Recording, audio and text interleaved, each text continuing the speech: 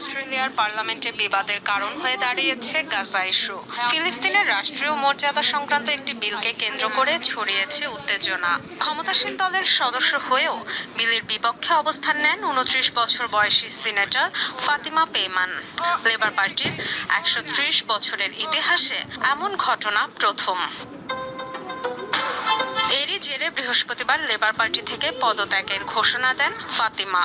জানান, এখন থেকে স্বতন্ত্র হিসেবে দায়িত্ব পালন করবেন সিনেটে।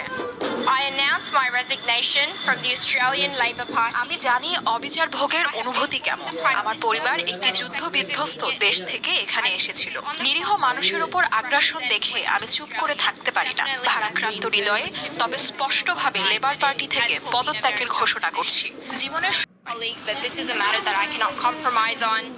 1996 সালে আফগানিস্তানে তালেবান ক্ষমতা দখলের জেরে অস্ট্রেলিয়ায় পাড়ি জমায় ফাতিমার পরিবার। 2022 সালে মাত্র 27 বছর বয়সে অস্ট্রেলিয়ার পার্লামেন্ট সদস্য নির্বাচিত হন তিনি।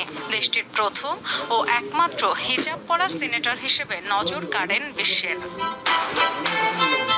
গাজায় ইসরায়েলের আগ্রাসন শুরুর পর থেকেই ফিলিস্তিনের পক্ষে সরব ছিলেন ফাতিমা। তাকে ইহুদি বিদ্বেষীও আখ্যা দেয় বিরোধীরা, যে অভিযোগ বরাবরই অস্বীকার করে এসেছেন এই নারী সিনেটর।